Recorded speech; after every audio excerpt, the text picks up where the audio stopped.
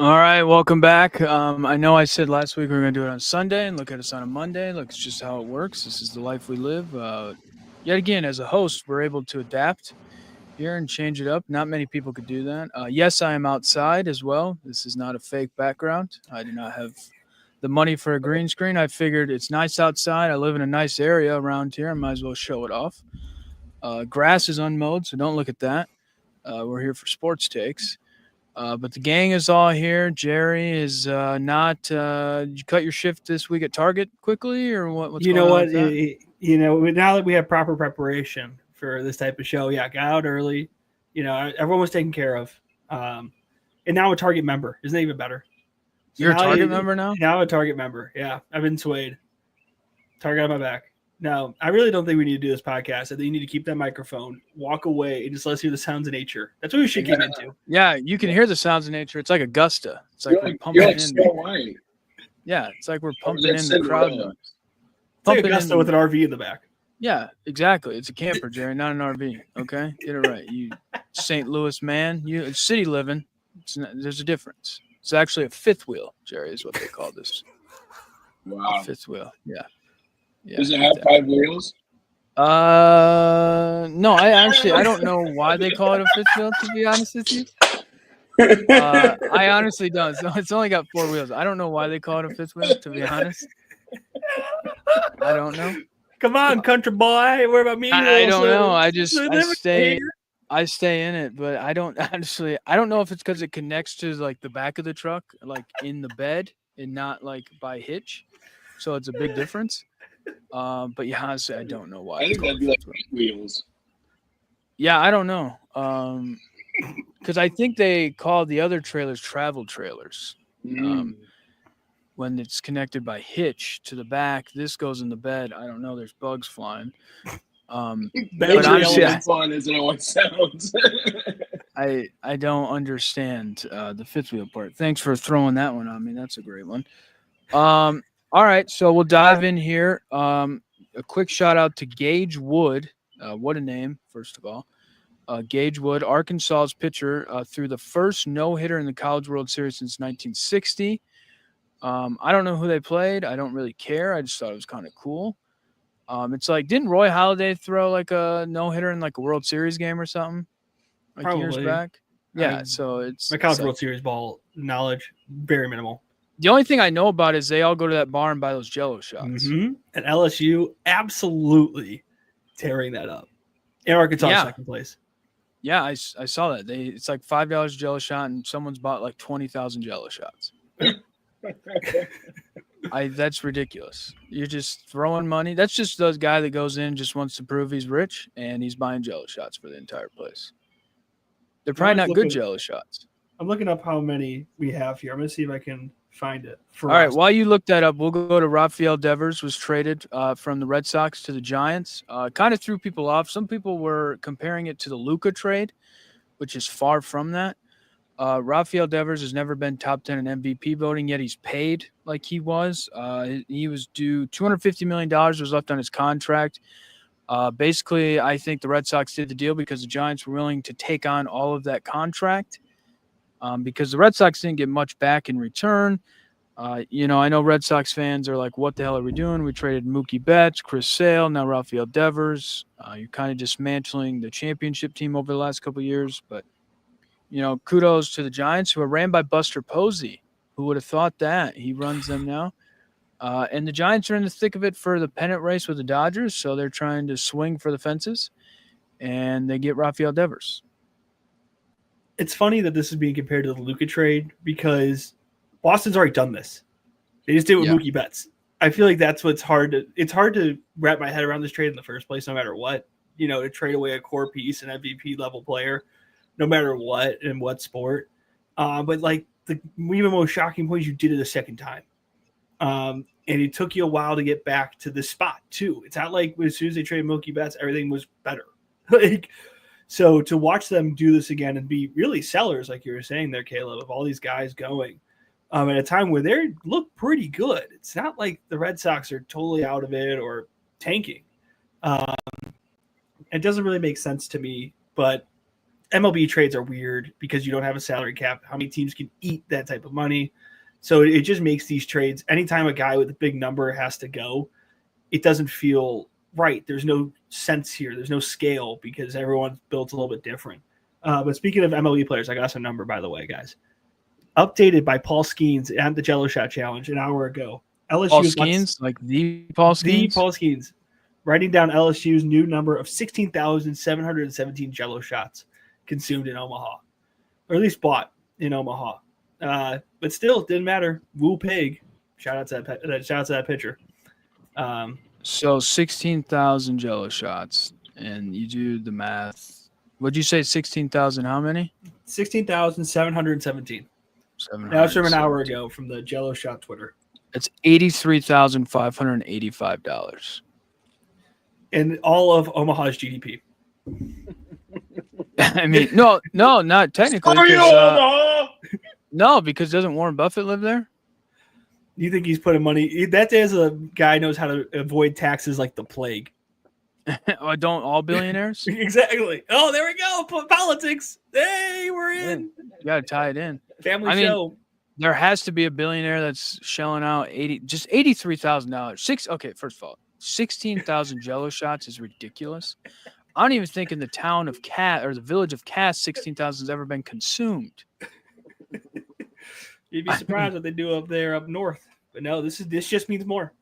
Yeah, it does. SEC. I mean, I wonder how many Mizzou's ever had. Probably not even any. Have they, Jerry? Yeah, we've had Max Scherzer. They've never made it. That's the problem. Shout out Murray State. Honestly, in all this, that's my takeaway. 16,000 Jello shots is actually ridiculous. I don't even know. Like, I don't even know how you can consume all those. Like, do you even consume all those?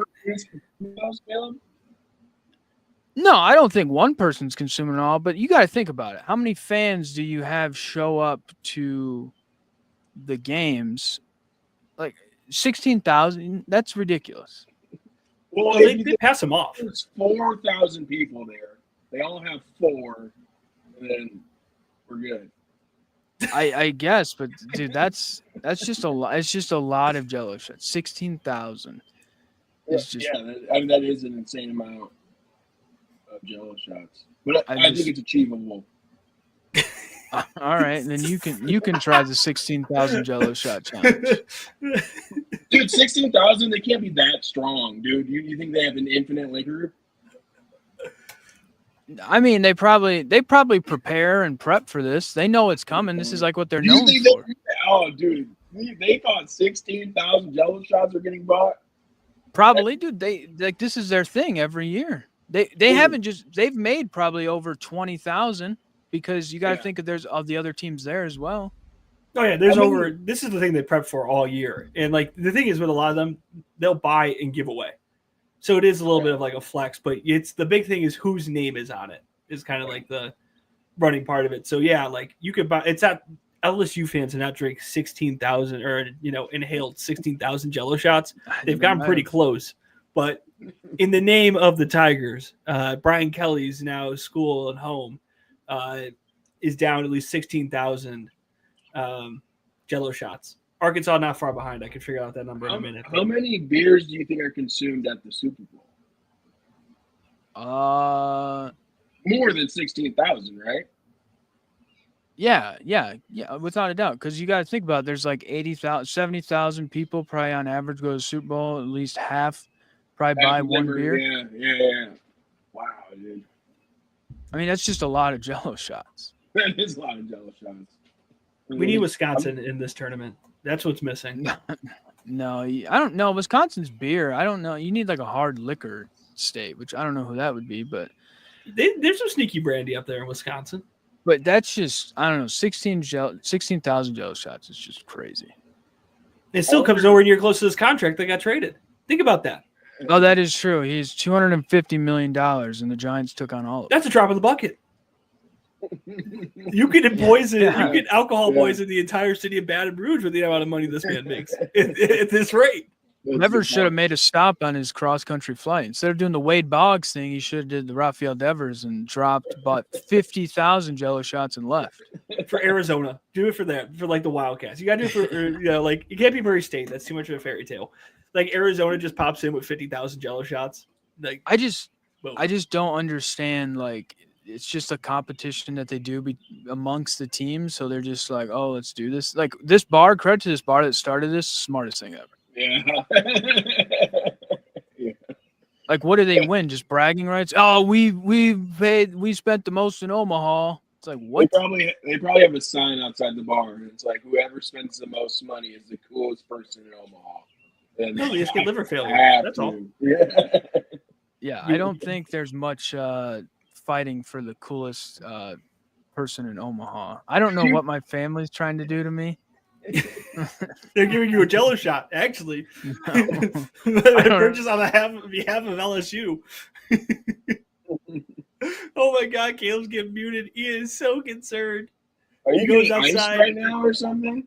He's in the wilderness, in no cover, just laughing. He is on mute. He is scared. We can't even hear the sounds of nature. Oh, the drama. No. We can't even go forward. Our intrepid host is being stuck in conversation.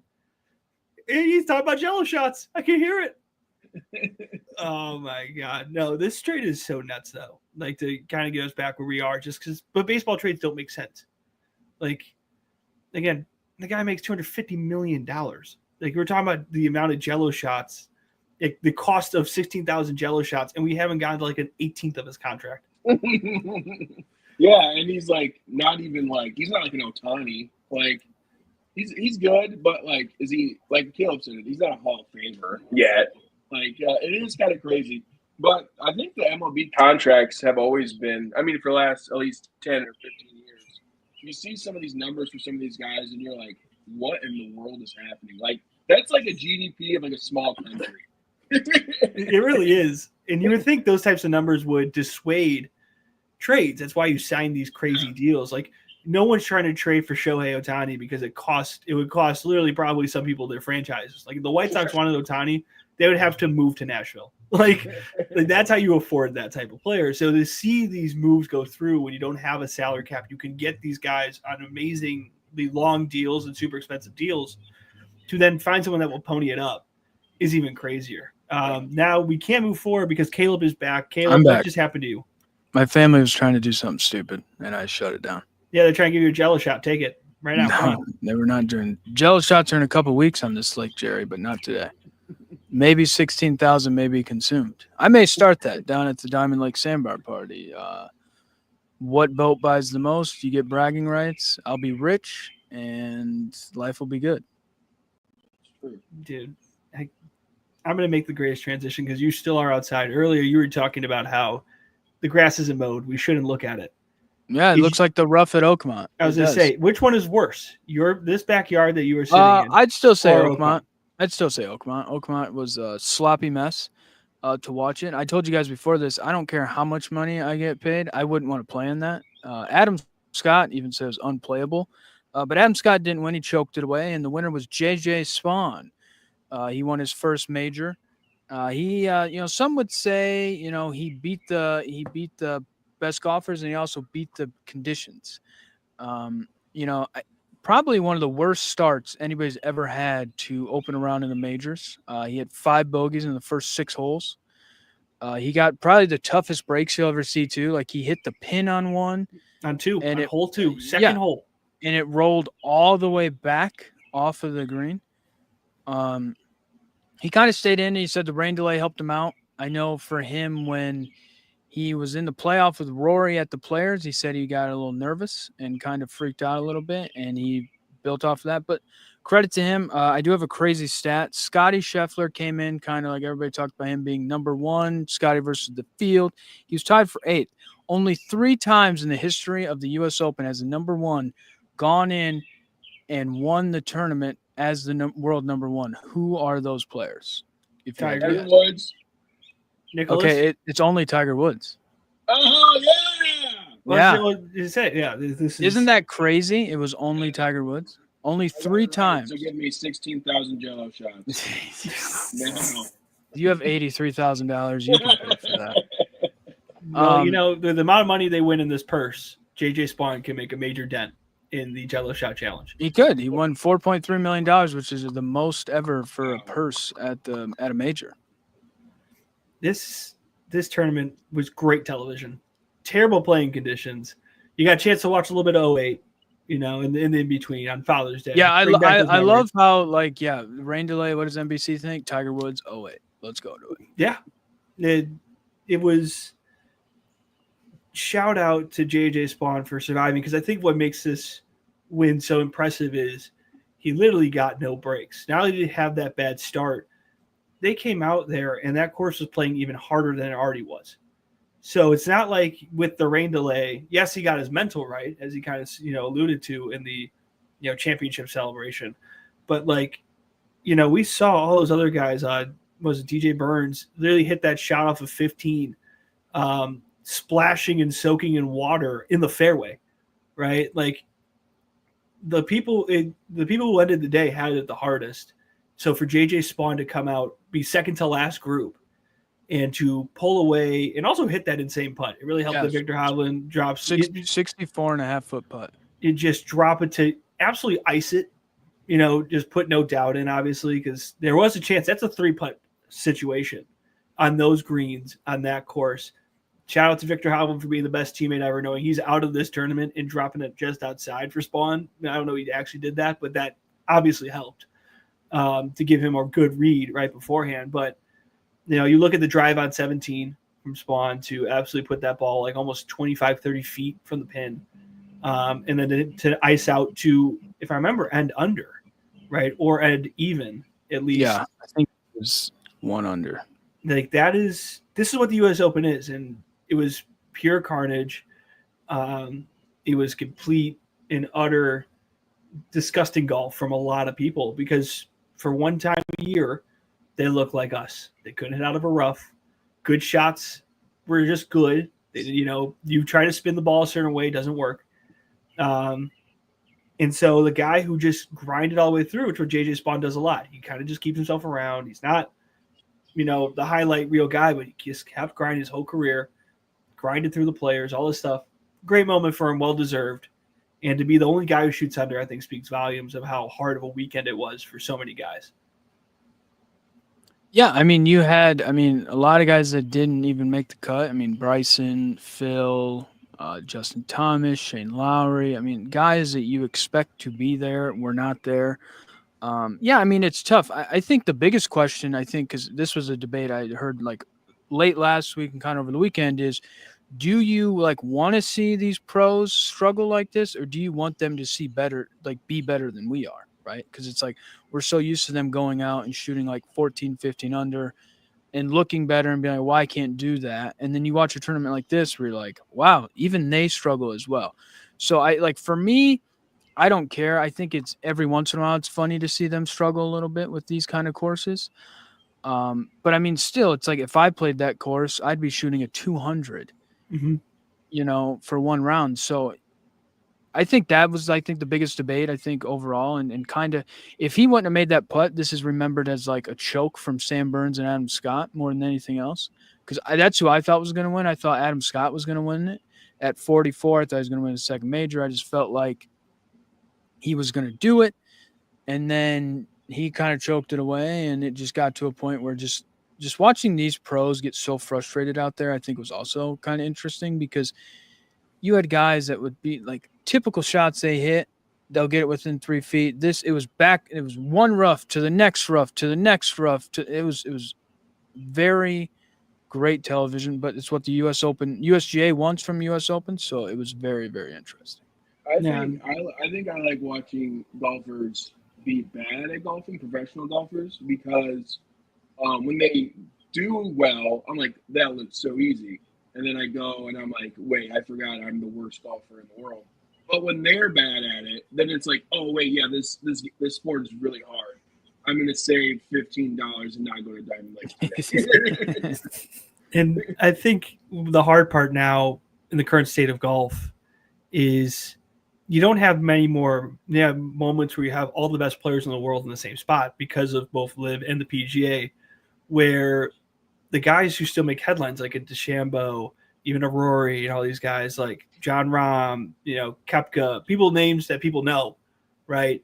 They don't show up randomly on Sunday on CBS for the Travelers anymore. So you don't get those highlights from them. So these majors are, again, the only thing that bring both sides together.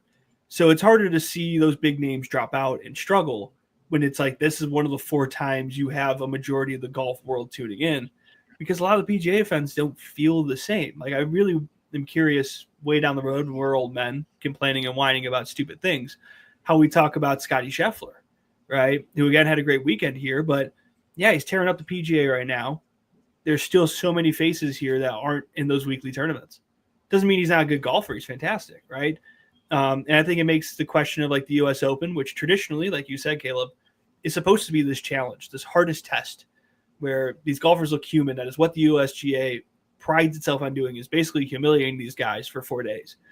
Does that scale back? Because we're not going to see – when's the next time you're going to watch Bryson DeChambeau? The next major. July 17th when the Open comes around. No one's watching LIV Golf, right? It's also made a lot of the PGA events not any better, or worse, because you don't have as much competition. So I come back to this again and again with our majors. It's like this is the only time you have the best of the best all in the same spot, which you used to have, which then made the U.S. Open even feel more special because you could come off of the week of an uneasy course, 17, 18, 19, 20 under, then those same guys struggle. It's like last time I saw DeChambeau was at Augusta. Now I'm seeing him here. So yeah, I keep saying DeChambeau. You could throw Koepka in there. You could throw John Rahm, who had a good weekend, all things given. I think it was 4 over. Right? Pick all those guys from LIV. You only see them now 4 times a year, maybe 5 for the Ryder Cup.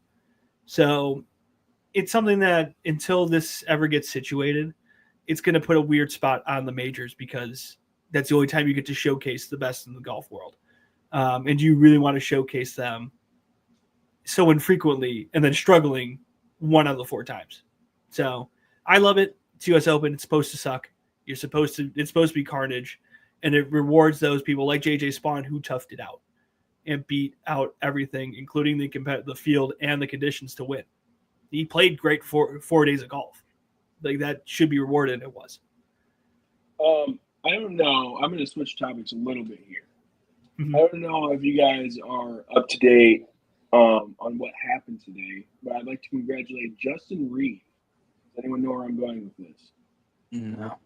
Good. Justin Reed, the safety for the Kansas City Chiefs, has won the NFL Blitz chess tournament. There's an NFL chess tournament? You guys missed it, dude. So I didn't watch a lot of the U.S. Open, but I can tell you what, I'm a bit of a chessman myself. I don't know if you guys are, Gerald. No, I'm a checkers guy. I don't play chess. We're talking about chess, so I'm going to refer to Jerry as Gerald. Because Jerry, do you enjoy chess at all? Or? I'm not, but St. Louis is one of the chess capitals of the world, so game recognizes game. I mean, like Justin Herbert was in this. My favorite part was Richard Sherman was in this. And Richard Sherman is like a smart dude. Like, he went to Stanford. Like, he's a very smart man. He is terrible at chess. But it was funny too because there was like a international master, which is like he's probably like top 500 in the world in chess, and he was kind of commentating. And then they have like these 2 NFL people who like were probably like, yeah, I play chess like 2 times a year, like I know about chess. And to watch these people try to commentate chess games was hilarious. But yes, Justin Reed beat Kyler Murray. Wait. Kyler Murray's good at chess?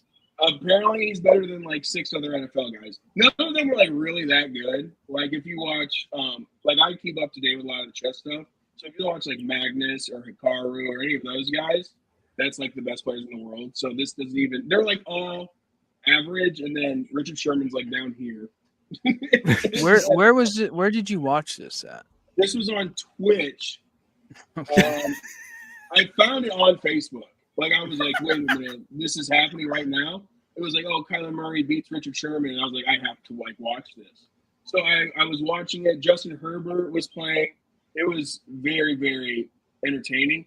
But, like, Kyler Murray and Justin Reed were, like, above average probably, but still not, like, best ever. But, yeah, it was very fun to watch. Justin Reed won it. Kyler Murray, he had an interesting tactic where he tried to just bleed time against Justin Reed, but he didn't know that every time you make a move, you gain more time. So he blunders his queen and then just gets decimated. So it was very interesting. Instead of watching the U.S. Open, I watched chess. Kyler Murray really not beating the gamer allegations, man. This is insane. No, and then also to not win after being the guy who, after the new Call of Duty drops, his numbers drop, to then lose a gaming tournament. I get it, chess, classical game. It's not. I'm not talking about Black Ops 3 here, but still. God, that's tough. And, of course, Kansas City, no matter what, finds a way to win. Yeah. NFL's Justin Reed is also very smart as well. He's a chess champion. Yeah, his brother, I want to say, went to Stanford. Eric Reed. So, yeah, it's runs in the family. Yeah, some people watch the U.S. Open on Sundays. Others watch NFL players doing chess. Another off-the-topic thing before we get into hockey, Joey Chestnut's going back to the Nathan's hot dog eating contest. Oh, dude. He's back into it. I thought about making a graphic for it, and then I decided not to. But he also said that he's eyeing 80 hot dogs. I can't even dude, I can put down hot dogs with the best of them. But 80 hot dogs? No, this is what, people are doing that 999 challenge or whatever. No. I say we do 80 dogs, 16,000 Jello shots. Can we do it? You get 10 minutes to eat the hot dogs, and we'll do 24 hours on the Jello shots. Oh my god! Like, okay, let's give credit where credit's due. LSU's done this over a number of days. They're not. All right. So 80 hot dogs. All right, no. So we'll do 80 hot dogs and 16,000 Jello shots to give us 7 days.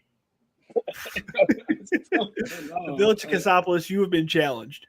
Each of us do 80 hot dogs for the week. We all have to eat 80 hot dogs? Yeah, each. You get 7 days.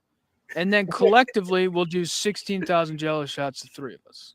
What is the math? Why do you think I'm buying the supplies for, let's say, what? Go to Costco. Just get the hot dogs at Costco. No, I'm not buying 5,000, like the equivalent of. No one said he'll take the over. He can take my spot. What are you talking about? You don't think you could eat 80 hot dogs in 7 days? I do. I could probably do it. I could have 2,285 Jello shots in 1 day. I think it's feasible. This is your unemployed friend on a random Tuesday. Be like, yeah, man. You got a whole week. Just drop Nobody else is doing this. Yeah. No one else is spending hundreds of dollars to buy Jello packets and Tito's vodka, or pick whatever, liquor. Oh, we'd have to go off-brand. We can't afford Tito's. Yeah, so this sounds like a punishment of epic proportions. No, I think it makes us go viral, and we're big time, and look at us now. That's what we'll say after, as we're all in the hospital with liver failure. Yeah, there's nothing wrong with that. Go back to Joey Chestnut. He's got to be like one of the most dominant athletes of their field. Bro, literally every time he does it, he wins. And also sets a new record. Like, that'd be like LeBron. Every time he played, he won, and then set the new scoring record every single time he played. Like, scored more points in a game than anyone has ever done before. It's the most – I don't love watching it because it is pretty disgusting. But I have to tune in because dude, who is more dominant in their field than Joey Chestnut? You know, I can't tell I you. mean, I will still take the little Asian guy. What's Kobayashi? Didn't That they guy. go against each other on Netflix? Yeah, I watched that documentary. He got him a couple years, and then Joey Chestnut was coming into his prime, and Kobayashi wasn't as bought in. He wasn't as bought in. No, I honestly I don't know if eating the 70, 80 hot dogs he's going to do, or the guy that chugs the gallon of lemonade in like 10 seconds is even more impressive. Badlands chugs, dude. He tries to do the hot dog thing. I think I watched him puke one time. Yeah, he's not good at hot dogs, but he can lay down a gallon of lemonade. Yeah. I think we need to see Joey Chestnut lay down a gallon of lemonade to find out. I think he can do it. Like that's how we're going to find out which one's more impressive. Like either the guy who's chugging all this lemonade has to eat 80 hot dogs in 10 minutes, or Joey Chestnut's going to have to down a gallon of lemonade in 10 seconds. If he does that, then it's just less impressive. Well, I think the guy that did the lemonade, they did the lemonade first, and then he was also in the hot dog eating contest like 10 minutes later. I think that there's probably a random frat dude that could down a gallon of lemonade in 12 seconds. I like how we're making this like a gauntlet of like extreme human torture, but food. That's how we run. That's how everyone worries about their all-star games and how do you get fans, all these things, instead of just the hot dog eating contest. Let's make it a whole gauntlet on 4th of July. Yeah. We should. Let's do like a beer food Olympics. Jerry, we'll fly you in. Oh my God. And we'll go wild. You gotta hit like you gotta sign the board in like bags or cornhole, however you say it. It's all the same. Down a gallon of lemonade and eat 80 hot dogs. First person to do it. First round pick in your NFL in your fantasy draft. You're welcome. Yeah, I mean we could do it all. We can do dogs, Jello shots, bags, cornhole, whatever people want to call it. We'll get beer pong involved. Maybe play some beer die. I love me some beer die. Well, frat Olympics over here, 4th of July weekend. I would love that. Well, can you take us to the ice? I mean, that's the only thing that's missing, right? You can't have a good 4th of July weekend of course. without ice. Well, you can. These guys are on the ice currently. The Panthers and the Oilers. The Panthers are up 3-2. Some would say closing in on maybe the best Stanley Cup final ever. As Game 6 is tomorrow. It's getting 3 of the games have been in overtime. I would say electric games. It's one of those weird things where I feel like this is how it works out in sports. They're either really close games or blowouts. That's kind of what last game was. The Panthers kind of just blew them out. The depth of the Panthers is killing the Oilers. Mick Jesus only has 1 goal all series. Trevor, that'd be like it's kind of like he's having his LeBron moment when he played the Mavs. He's kind of choking. Or maybe when he played the Spurs and the AC went out. That's what I'd call this one because he's been in the final before. So, yeah, I mean, he's kind of not done much. He's kind of been a little sleepy. The Panthers have just gone their ways with their tax exemptions they have from the state for income because they can pay these guys a little bit cheaper. And they've kind of built this team up. And look at them. They're on potential way to winning back-to-back Stanley Cups. But no, the games have been electric. They've been fun. 3 overtime games. You can't beat that. Brad Marchand may go down as one of the greatest trade deadline deals ever. He could probably end up winning the Conn Smythe for the Panthers, which is like the finals MVP for basketball terms. He's just been electric. Like I feel like every time he's on the ice, he scores. And that has really killed the Oilers. And so, no, it's been fun to watch. And I expect Florida to win tomorrow and hoist Lord Stanley's Cup.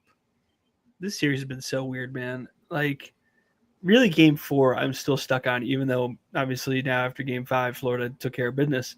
Like, I watched the beginning of Game 4 and just watched Florida go up 3-0, and I'm like, okay, here we go again, This is the same thing they did in Game 3. Get up early, just dominate. The series is over. I turn it off. I go out for a little bit, do some things. I come back. It's 3-3. I'm like, where do we get? What happened here? Get around there later again.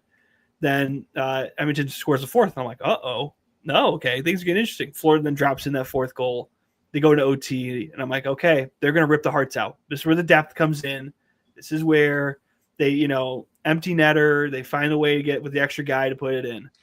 And then boom, Edmonton finds a way to win that overtime game. And then the next game just absolutely flops. To throw it to my limited hockey bag, this kind of feels like the Blues-Winnipeg series, where weirdly the Blues look more like Florida, which is in times the Blues would just absolutely dominate Winnipeg, especially at home, and just have these great games, win 5-0, 6-0, and then they would go to Winnipeg, and then it would just be this really close game where Winnipeg ended up winning. I can still see the Oilers taking one. I have no pulse on this series. Especially like you said, McDavid hasn't been out and about. He's obviously been on the ice, but that's about it. So it's like we watched this same man bring this team down from 3-0 to 3-3. It's really hard to bet against him to give him one good game in the series. So I think this goes to 7, but it like I predicted in the beginning of this, Florida will win this because of their depth. It feels like at a certain point you're going to run out of gas. So if Edmonton gives it all, their all, and let's say they even win this, it's going to be a title fight. It's not going to be something where Edmonton walks away easy or, can rest guys, all this. It's going to have to come down to the wire. It's hard for me to bet against Florida after a long series in a game 7, but I don't know if it ends in the next game. It's hard for me to say that with how weird this series has been. Yeah, I mean, so Florida is like the last 3 years on the road, their record has been like crazy. I think they have like 20 some wins and only like 3 losses or something like on the road in the playoffs, which is like nuts. So yeah, some people like are thinking that it's going to go to game 7 because they don't play as well at home. Who knows? If I'm Florida, I want to win so I don't have to fly all the way back to Edmonton to play a game 7. I'm already home. I'm already in Florida. Sunshine. I can start some Jello shots out of Lord Stanley's Cup. That's what I would do. And that's what I think is going to happen. I just think that the depth, the Oilers, every great players have bad series every once in a while. This is Connor McDavid's bad series. This is what happens when you score an overtime goal to beat Team USA. Early on in the year, you can't win it all there, McDavid. Either win for Canada or win for Edmonton. It's interesting. Like I said, I think Florida pulls it off tomorrow. Brad Marchand gets a goal again. He's like 40 years old. He's killing. He was the most hated guy in Florida because he played for the Bruins, and now he's in Florida and probably gonna win a Stanley Cup. So we're gonna go from the final to the finals. That's what we're gonna do. The NBA Finals and boys. So this is like it probably hasn't tipped off yet because they're now showing. We're in Game 5 and now they're going to show lineups. They're going to do the introductions of the teams. Now we're in Game 5, so this is how far behind the NBA is on things. Yet they're listening to people, which is great. But Game 1, no finals logos whatsoever. Game 2, we do get finals logo. And now 5 games into it, now we're getting introductions of the players. First time since 2013. So it's getting good reviews from my group chat right now of friends that one of them just said watching the whole intro video and getting the whole intro is just fantastic. So right now it sounds like it's getting a good reception. But, we talked about this. Not to cut you off, Caleb. I'll make it very short. This is the thing we talked about making the finals feel like the finals. Here's one example. Like you said, last time was 2013. So, yeah, what's been a great series. They're literally, I'll give the NBA the little bit of credit it deserves here. They kind of listened. There's still a lot missing, but this is one of those things that makes the finals feel like the finals. But Caleb, I'll let you go back to spieling. Yeah, I mean, look, I think sports is getting back to the greatness. We talked about uniforms last week in the All-Star games. That's coming back in the MLB. NBA is now figuring out 5 games in that people want to see the prestige of what's going on. I think one thing about the Super Bowl that's so good is they do those special introductions of like the famous guy or famous woman from that city introducing the team. That's cool to me. You got to hype it up. You got to make it different. Basketball is like, I know Trevor would get this too. Like at our high school, the introduction was cool. You had the warm-up lines. You had the guy at the end. Sometimes they went into the stands. Jerry, I'm sure you had that too. Like it's a big deal in basketball is the introductions. So to finally have it 5 games in, great, but you're a little late. So I don't know if that was an ABC, ESPN thing or NBA, but yes, they're listening. But to the series, it's tied 2-2. I think the Pacers shot themselves in the foot. I think they pulled a Halliburton choke job. They had this series won last game, in my opinion, and they let OKC back into it. So I foresee OKC.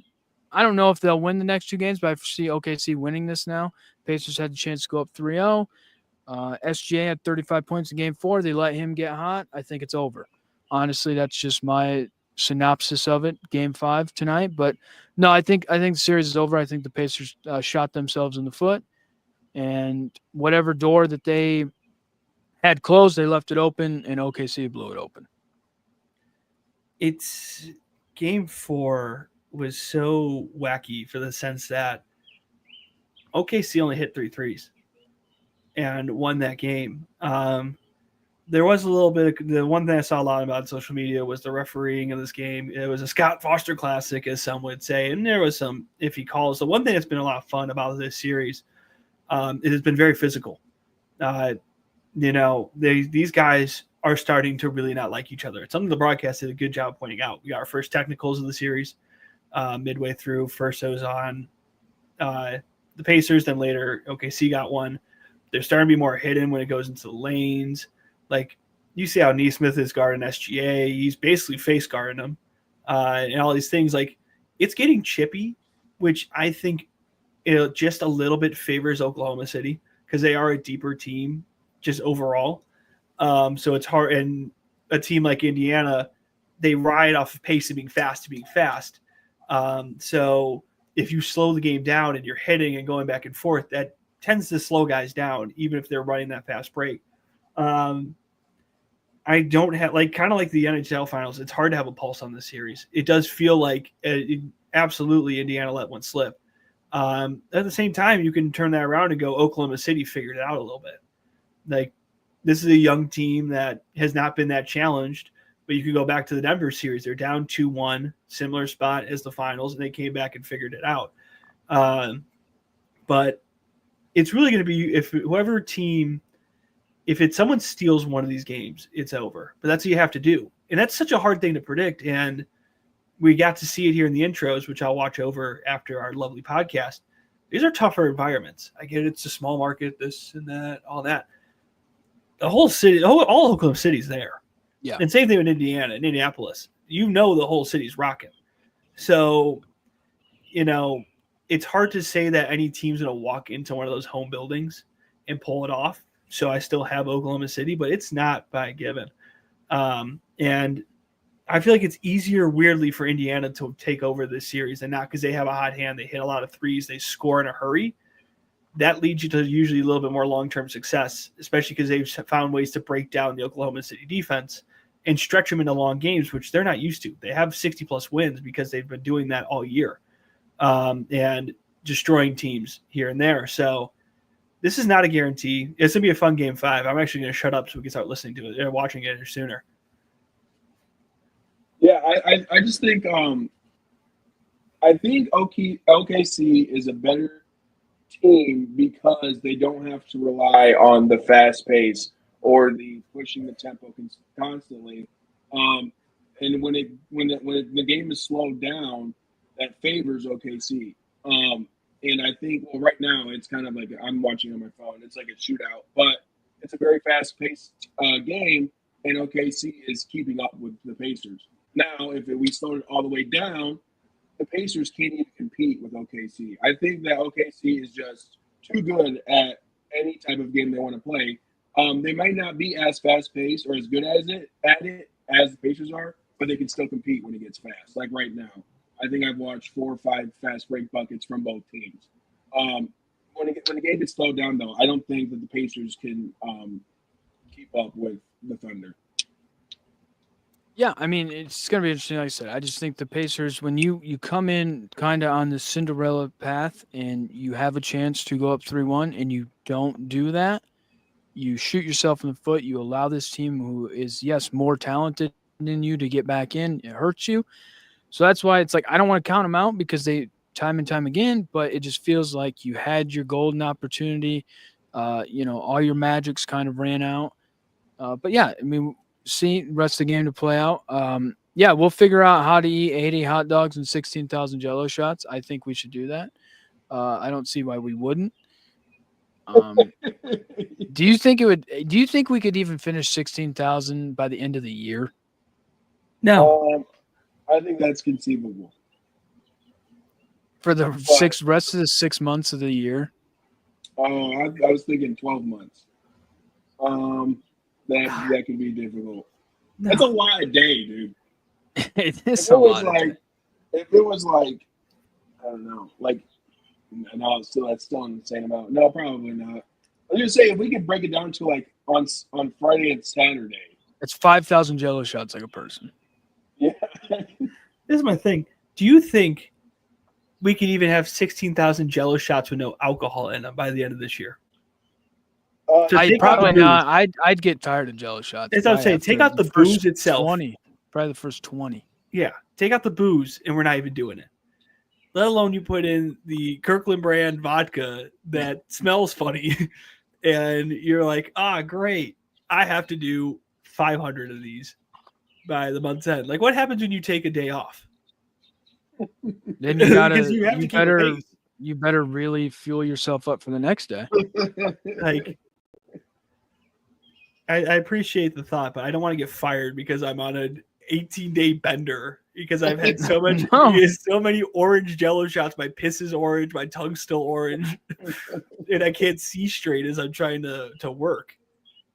That's fine. That's what you want. Look, you won't get sick. Me? All of us. This is us. This is what we're doing. Okay. Feasible. Do you think we could eat 80 hot dogs in a week? Yes. Each of us. Yeah. Do not get the idea in your head. We may have to try it.